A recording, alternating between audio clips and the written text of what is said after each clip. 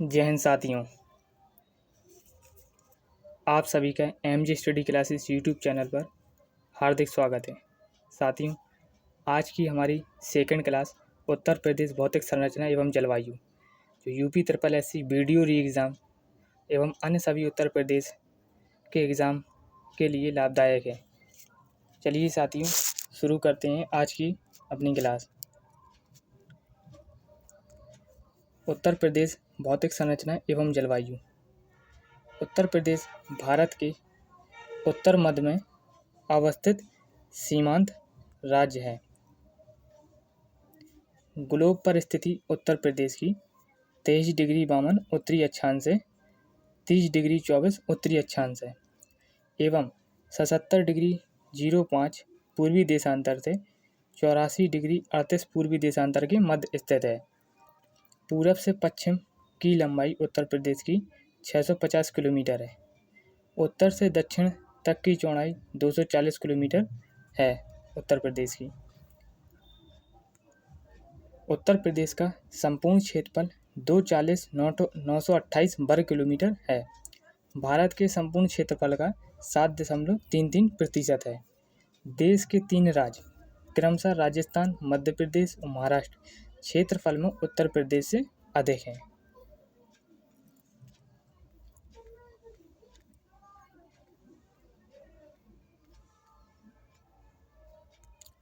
उत्तर में नेपाल तथा उत्तराखंड की सीमा प्रदेश से लगती हैं। उत्तर प्रदेश से नेपाल तथा उत्तराखंड की सीमा उत्तर में लगती हैं। उत्तर पश्चिम में हिमाचल प्रदेश की सीमा उत्तर प्रदेश से लगती है। पश्चिम में हरियाणा, दिल्ली और राजस्थान की सीमाएं उत्तर प्रदेश से लगती हैं। दक्षिण में मध्य प्रदेश की सीमा उत्तर प्रदेश से स्पर्श करती है।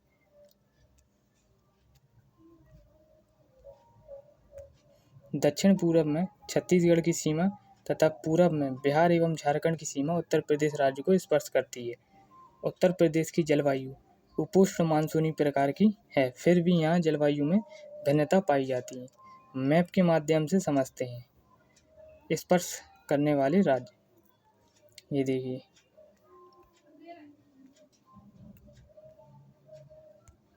ये हिमाचल,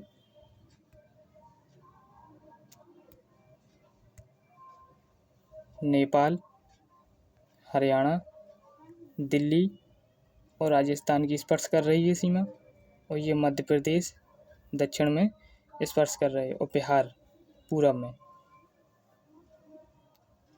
चलिए क्वेश्चनों पर चलते हैं। उत्तर प्रदेश भूगर्भिक संरचना। भूगर्भिक दृष्टि से उत्तर प्रदेश भारत के प्राचीनतम गोंडवानालैंड महाद्वीप का एक भाग है। प्रदेश का दक्षिणी पठारी भाग वास्तव में प्रायद्वीपीय भारत का उत्तर की ओर निकला हुआ भाग है, जिसका निर्माण कैम्ब्रियन युग में विंध्य क्रम की शैलों से हुआ है। विंध्य क्रम की चट्टानों में जीवाश्म अवशेषों का अभाव पाया जाता है। इस क्रम की चट्टानों में चूने पत्थर, डोलोमाइट, बलुआ पत्थर आदि शैलें पाई जाती हैं। भौतिक विभाजन। उत्तराखंड राज्य के गठित होने से पूर्व उत्तर प्रदेश को 3 भूगोल क्षेत्र, उत्तर का पर्वतीय क्षेत्र, मध्य का मैदानी क्षेत्र, दक्षिण का पठारी क्षेत्र में विभाजित किया गया था।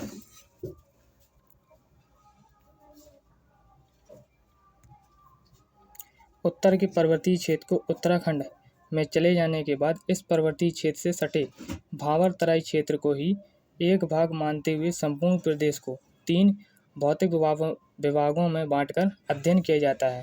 पहला उत्तर का भावर और तराई क्षेत्र, दूसरा मध्य का मैदानी क्षेत्र और तीसरा दक्षिण का पठारी क्षेत्र।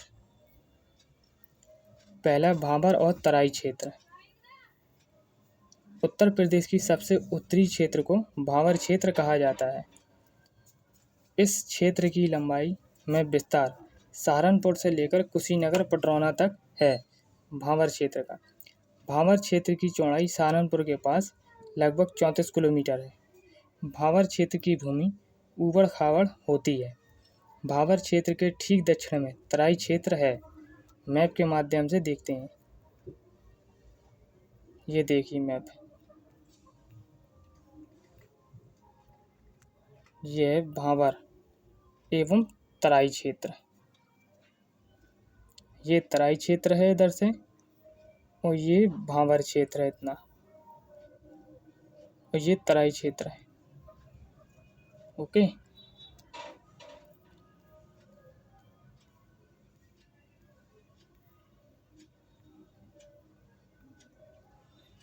इस क्षेत्र की चौड़ाई पूर्वी उत्तर प्रदेश कुशीनगर महाराजगंज में 80 से 90 किलोमीटर तक है। तराई क्षेत्र की लंबाई में इसका विस्तार उत्तर पश्चिम में सहारनपुर से लेकर पूर्व में कुशीनगर जिले तक विस्तृत है। यह क्षेत्र समतल और नम होता है। तराई क्षेत्र की बात हो रही है, समतल और नम क्षेत्र होता है तराई क्षेत्र। इस क्षेत्र का निर्माण महीन अवसादों से हुआ है।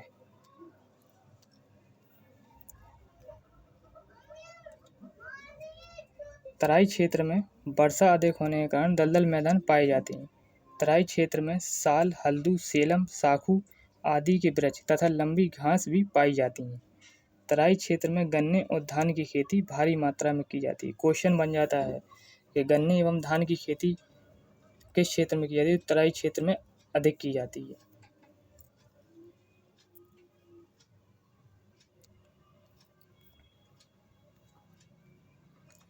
सेकंड, मध्य का मैदानी क्षेत्र। दक्षिण के पठारी क्षेत्र और उत्तर के भांवर तराई क्षेत्र के मध्य क्षेत्र को मैदानी क्षेत्र या गंगा यमुना का मैदानी दोआब कहा जाता है। इस क्षेत्र को 3 उपभागों में बांटा जाता है। मैप के माध्यम से देखते हैं मध्य का मैदानी क्षेत्र है कहाँ। ये देखिए मैदानी क्षेत्र ये है उत्तर प्रदेश में, मध्य का मैदानी क्षेत्र।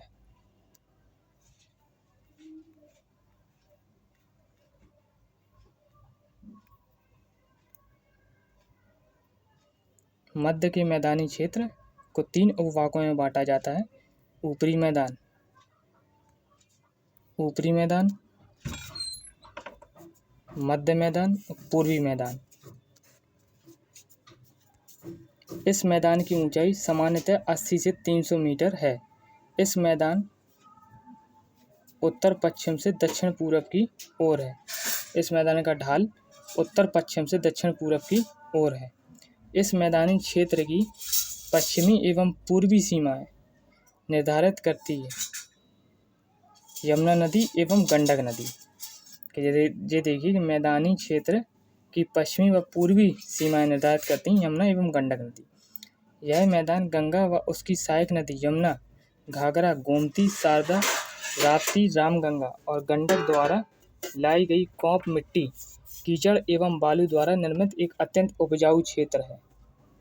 मध्य का मैदानी क्षेत्र उपजाऊ क्षेत्र माना गया है क्योंकि यहाँ से गंगा है, गंगा की सहायक नदियाँ हैं, ये मिट्टी ले आती रहती हैं। कॉप निक्षेपों द्वारा मिट्टी, कीचड़, बालू इकट्ठा होता रहता है, इसलिए यहाँ की मिट्टी उपजाऊ है।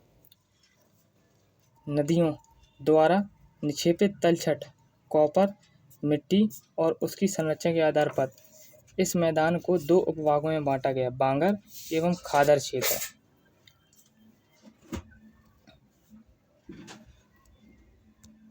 बांगर क्षेत्र, इस क्षेत्र में नदियों के बाढ़ का पानी नहीं पहुंच पाता है। इस क्षेत्र में नदियों के बाढ़ का पानी नहीं पहुंच पाता है तथा वहां पर पुरानी मिट्टी का जमा हो जाता है, इसलिए इसे बांगर क्षेत्र कहा जाता है। हजारों वर्षों से कृषि उपयोग में आते रहने के कारण बांगर क्षेत्र की मिट्टी की उर्वरा शक्ति काफ़ी कम हो जाती है। सेकंड, खादर क्षेत्र। खादर क्षेत्र का तात्पर्य कछार से है, जहां नदियों द्वारा प्रतिवर्ष मिट्टी की परतों में परिवर्तन होता रहता है। यह मिट्टी अत्यंत उपजाऊ होती है। खादर मिट्टी या खादर क्षेत्र अत्यंत उपजाऊ होता है। खादर क्षेत्रों में नदियों द्वारा अधिक आवरण क्षय होने से बीहड़ों के भी निर्माण होते हैं, जैसे यमुना और चंबल के तटवर्ती बीहड़। इन बीहड़ों की मिट्टी नितांत अनुपजाऊ होती है। याद रखना है कि बीहड़ों की मिट्टी अनुपजाऊ होती है। थर्ड, दक्षिण का पठारी या पहाड़ी या पठारी क्षेत्र। दक्षिण का पहाड़ी पठारी क्षेत्र मध्य के मैदान क्षेत्र के ठीक दक्षिण में स्थित दक्षिण का पठारी क्षेत्र है। मैप के माध्यम से देखते हैं। ये देखिए, ये है पहाड़ी क्षेत्र। इधर से ये देखिए मैप में, ये है दक्षिण का पठारी या पहाड़ी क्षेत्र।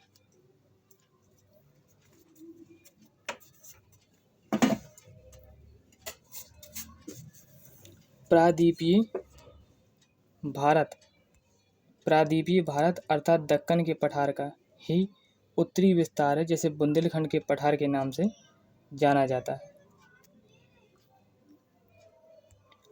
इसके उत्तरी सीमा पर यमुना व गंगा नदियाँ तथा दक्षिणी सीमा पर विंध्य पर्वत श्रेणियाँ हैं। इसके पश्चिमी सीमा पर बेतवा नदी प्रवाहित होती है। उत्तरी सीमा पर यमुना एवं गंगा नदियाँ हैं दक्षिणी क्षेत्र पे, और दक्षिणी सीमा पर विंध्य पर्वत श्रेणियाँ हैं।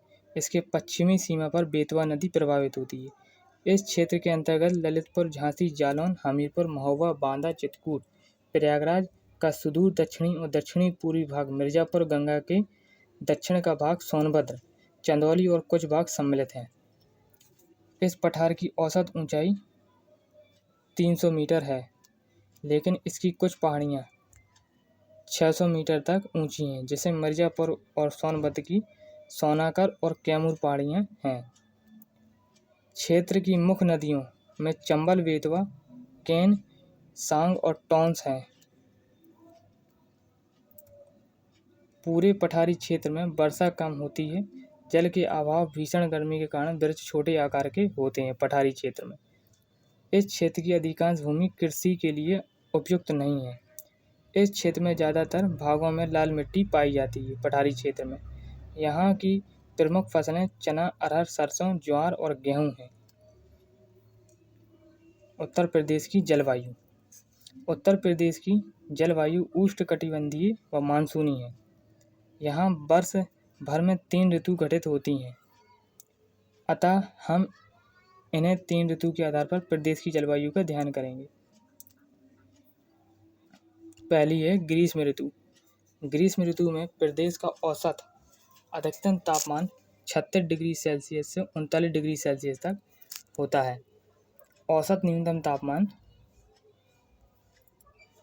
21 डिग्री सेल्सियस से 23 डिग्री सेल्सियस तक रहता है। औसत तापमान 14 डिग्री सेल्सियस रहता है ग्रीष्म ऋतु का। इस ऋतु में कर्क रेखा नज़दीक होने के कारण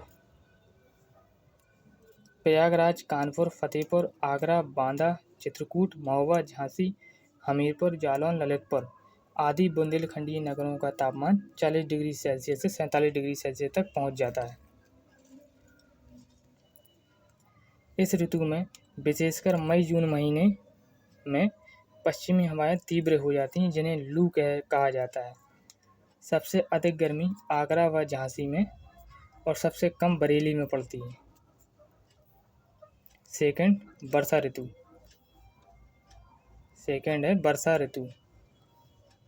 बंगाल की खाड़ी से उठने वाला दक्षिण पश्चिमी मानसून जून के तृतीय चतुर्थ सप्ताह में प्रदेश के पूर्वी तथा दक्षिणी पूर्वी सिरे से प्रवेश करता है।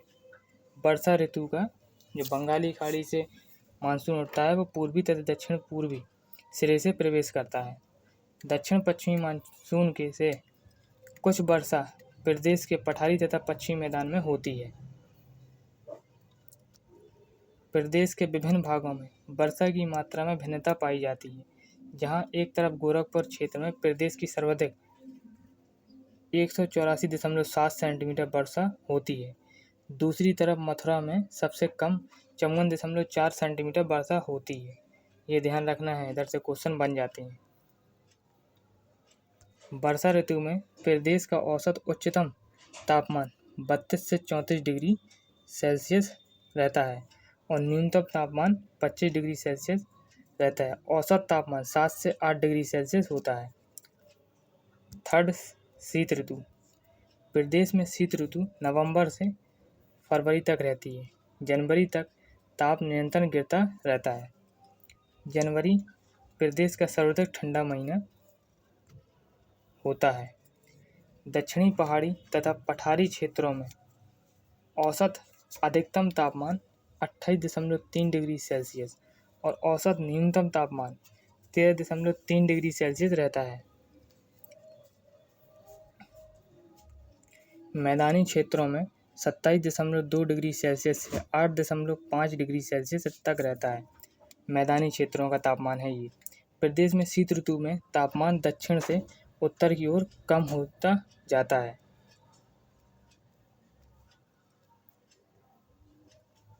ये मैप मानसून का है। ये देखिए, सर्वाधिक वर्षा, उच्च मध्य वर्षा और निम्न मध्य वर्षा और सबसे कम वर्षा इस चित्र के माध्यम से समझते हैं। गोरखपुर में सर्वाधिक वर्षा होती है। ये देखिए, सर्वाधिक वर्षा का साइन ये है।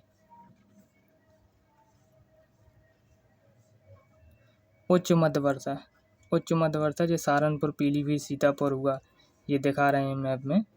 ये देखिए, उच्च मध्य वर्षा है।